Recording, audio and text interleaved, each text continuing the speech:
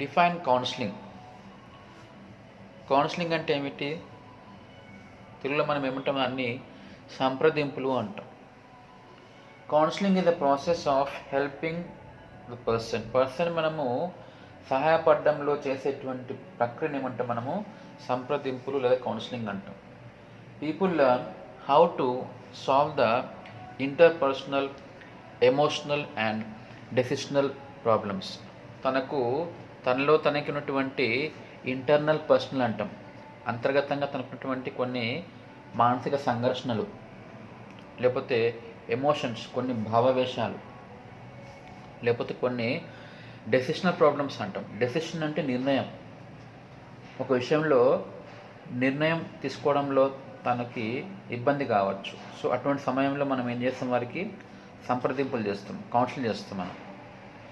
Counselling can be done with individuals, couples or families. Okay, మనం ఎలా చేయొచ్చు వీటిని?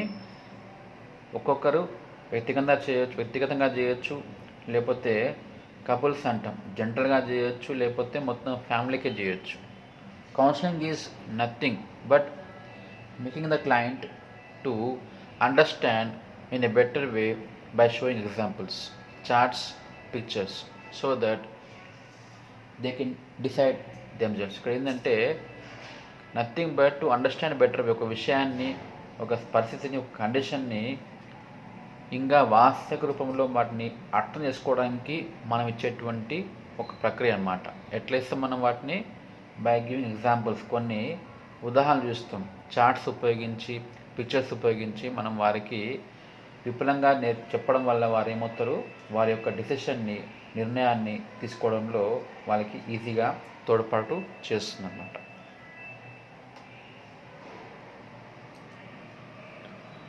What are the conditions which require counselling?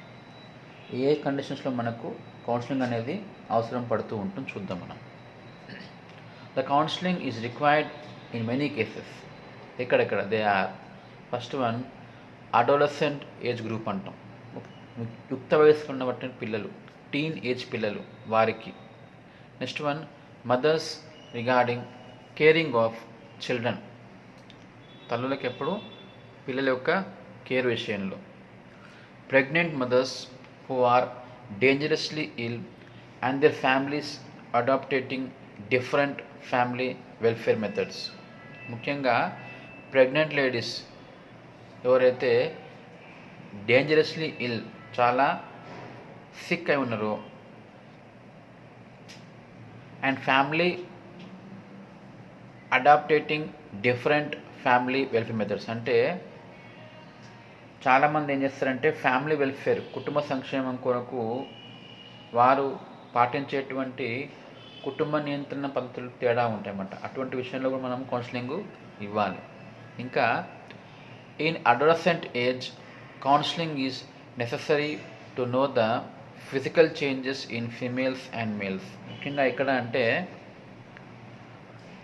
యుక్త వయసులో వారిలో వచ్చేటువంటి శారీరక మార్పులు, ఉదాహరణకి ఆడవారిలో అయితే కొత్తగా మెన్సెస్ రావడము, వారి యొక్క బ్రెస్ట్ యొక్క సైజ్ పెరగడము, మగవారిలో అయితే కొత్తగా వారికి హెయిర్ పెరగడము, ఇవన్నీ ఉంటాయి కదా, దాని గురించి మనం కౌన్సిలింగ్ ఇవ్వడం.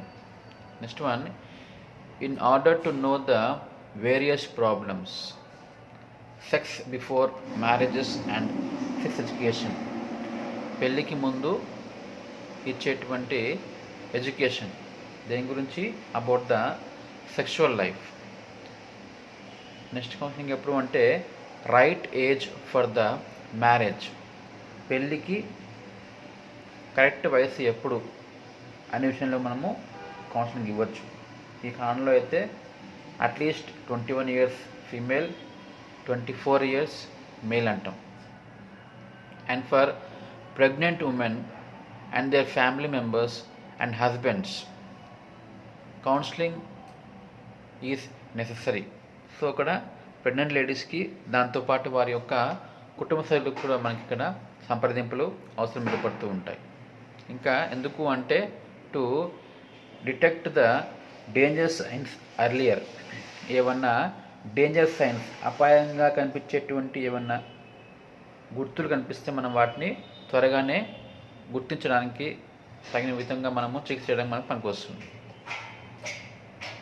Regarding regular checkups and follow ups, pregnant every month ఖచ్చితంగా వాళ్ళు ఏం చేస్తారు, they go for the hospital checkup అనమాట. So and also for follow up దాని కొరకు. And care during the emergency situations, ఏమన్నా ఎమర్జెన్సీ సిచ్యువేషన్స్ వచ్చినాయి అనుకుందాం, ఏమన్నా అత్యవసరమైనటువంటి కండిషన్స్ వస్తే కనుక దాంట్లో ఎటువంటి కేర్ తీసుకోవాలో మనం వారికి కౌన్సిలింగ్ ఇస్తూ ఉంటాం.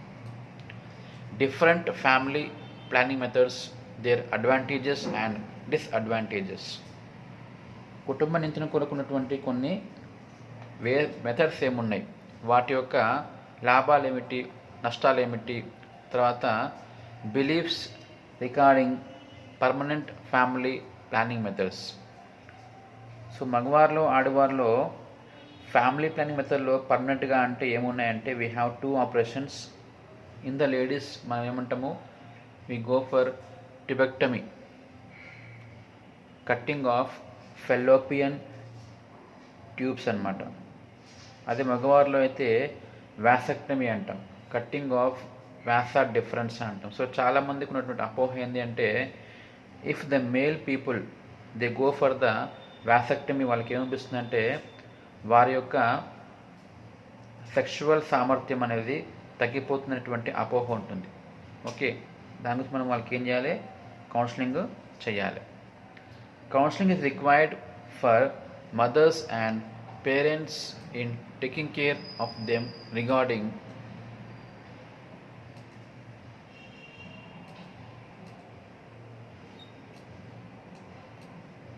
immunization, nutrition, breastfeeding, importance, infections in infants and their care. ఇక్కడ మదర్కి ఎక్కువగా ఇచ్చినటువంటి కౌన్సిలింగ్ ఏంటి అంటే పిల్లల విషయంలో వారి యొక్క ఇమ్యూనైజేషన్, టీకాల యొక్క పట్టిక ఉంటుంది, ఆ పట్టిక ప్రకారం టీకాలు ఇప్పించడం, వారి యొక్క పోషణ, న్యూట్రిషన్, అప్పుడే పుట్టిన బేబీకి స్తన్యపానం, బ్రెస్ట్ ఫీడింగ్ యొక్క ఇంపార్టెన్స్ ఏమిటి, తర్వాత ఇన్ఫెంట్స్, పసిపిల్లలు వచ్చేటువంటి ఇన్ఫెక్షన్స్ ఏముంటాయి, వాటి కేర్ ఏమిటో మనం దీని గురించి మొత్తము కౌన్సిలింగ్ ఇస్తూ ఉంటాం.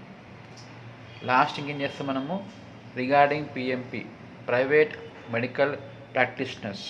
సో వారికి అంటే సాధారణంగా గ్రామాల్లో ఉండేటువంటి డాక్టర్లు, వారికి కొన్ని విషయాల్లో కౌన్సిలింగ్ ఇవ్వాలన్నమాట. ఎటువంటి కేసెస్లో వాళ్ళు చికిత్స చేయాలి, ఎటువంటి కేసులో వాళ్ళు ఏం చేయాలి, రిఫర్ చేయాలి అనేది మనం వారికి కౌన్సిలింగ్ ఇస్తూ ఉంటాం. ఇది కౌన్సిలింగ్ ఇవ్వాల్సినటువంటి వేరియస్ ఏరియాస్ అన్నమాట.